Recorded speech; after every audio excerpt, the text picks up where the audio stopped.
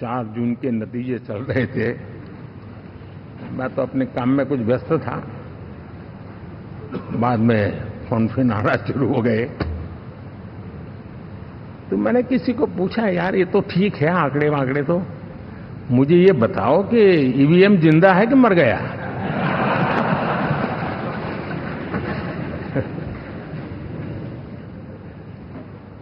क्योंकि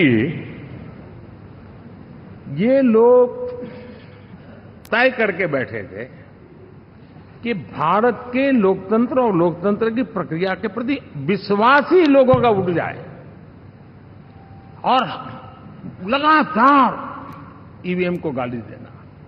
और मुझे तो लगता था कि शायद इस बार वो ईवीएम की अर्थी का जुलूस निकालेंगे, लेकिन 4 जून शाम आते आते उनको ताले लग गए, ईवीएम ने उनको चुप कर दिया।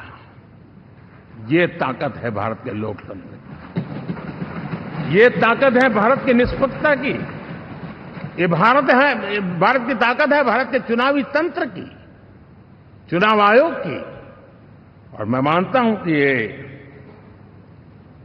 आशा करता हूं कि 5 साल तो अब ईवीएम शायद मुझे नहीं सुनाई देगा, लेकिन जब 29 में हम जाएंगे तो फिर से शायद ईवीएम को लेकर के नाचने की शुरुआत करेंगे, क्योंकि इनके सुधरने की संभावना बहुत कम है।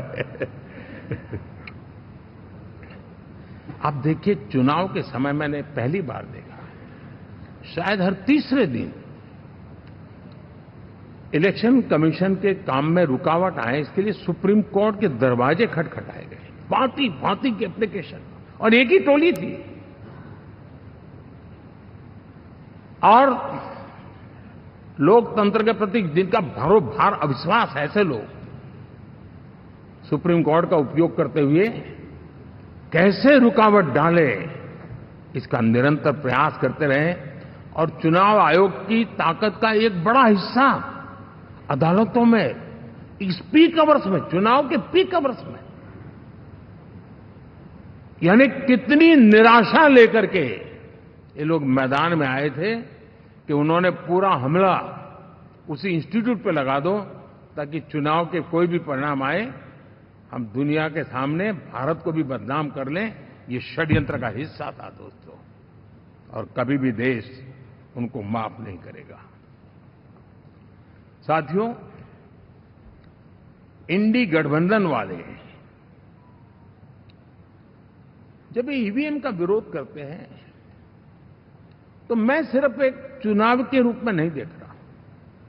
मैं मानता हूं ये लोग मन से पिछली शताब्दी के सोच वाले लोग हैं। वे टेक्नोलॉजी को हम महत्व न समझते हैं, न टेक्नोलॉजी स्वीकार करने को तैयार है। और ये सिर्फ ईवीएम में दिखाई दिया, ऐसा नहीं, यूपीआई में दिखाया। जब हमने कहा कि हिंदुस्तान के लोग डिजिटल ट्रांजैक्शन करेंगे, फिनटेक की दुनिया में आज हिंदुस्तान का नाम हो गया, मानने को तैयार नहीं। आधार आज देश की एक पहचान बना है। मैं तो देख रहा हूं कि मुझे कई देश कहते हैं कि हमें आधार की पद्धति से आगे बढ़ना है, आप कैसे मदद कर सकते हैं। उस आधार को रोकने के लिए सुप्रीम कोर्ट में बार बार जाकर के परेशानियां पैदा की।